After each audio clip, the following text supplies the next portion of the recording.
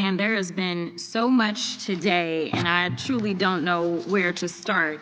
So I'm just going to make sure that we start off with a few facts.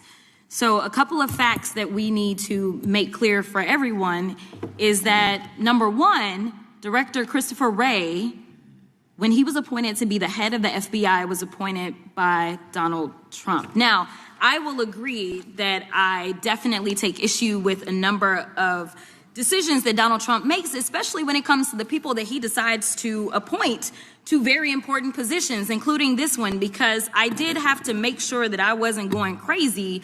But when I say that you are the least qualified FBI director in the history of the FBI, that is real, because you are the only one that never even served with the FBI prior to joining. Yet we are supposed to believe that you are the greatest thing since sliced bread. I didn't ask you a question. Now, what I want to go through is to talk about why you are a failure and why, honestly, we just need to tell you bye-bye. I know that you got a little upset and you put on your show for your boss because it seems like you're trying to save your job when it came to talking to Senator Booker yesterday. But let's go through some of your failures. So before you were even confirmed, and I think one of my colleague from Georgia, pointed out that you are already targeting career officials so that you could direct illegal firings. Mind you, these cases that you were so upset about, which are the ones tied to Trump, the cases came through his handpicked FBI director. And frankly, when people sit around and say things like, oh, you know, we're happy because now we feel safe. I don't know who feels safe in this country except for the white supremacists, because I specifically as a black woman definitely don't feel safe. And frankly, my colleagues have been real nice to you today, and I applaud them, but I don't have the same demeanor because I know that multiple colleagues on this side of the aisle have faced death threats. In fact, somebody tried to kill one of my colleagues. And frankly, I don't know if this FBI or under your leadership, if those people would have been caught. I don't have any confidence in you. And if we start talking about the reasons that I lack confidence, we could start with you not just wanting to acknowledge some simple facts.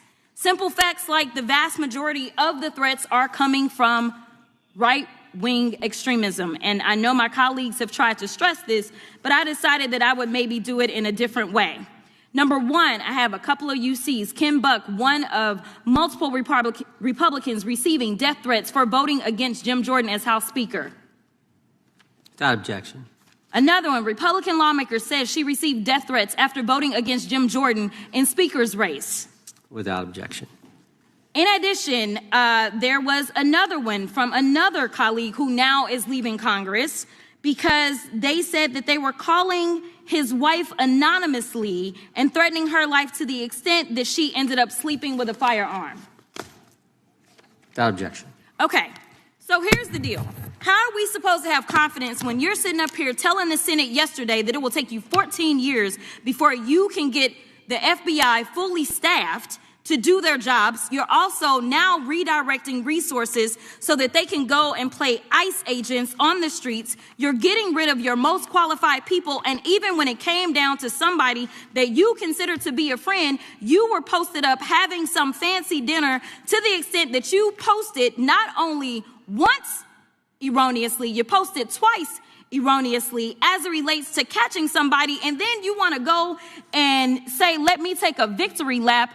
Because honestly, if it wasn't for parents deciding that they were going to turn in their child, it seems like y'all wouldn't have got there, even though he literally confessed online. So I'm confused about what it is that the FBI is doing except for trying to put on a show for the apprentice or whatever you want to call him.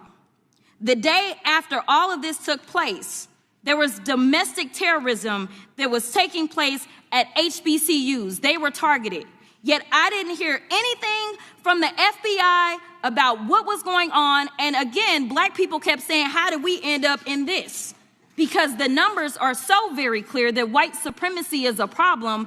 And honestly, I've not heard anything out of you today that makes me believe that you're going to do anything about the white supremacy problem, the one that is leading to children being killed, children being shot, as well as members of their community as they're worshiping in their churches. The time of the Thanks for watching. Find me on YouTube as Random Rainbow and Instagram and Facebook as Rainbow Hippie. Don't forget to give this video a like and hit that notification bell for future videos.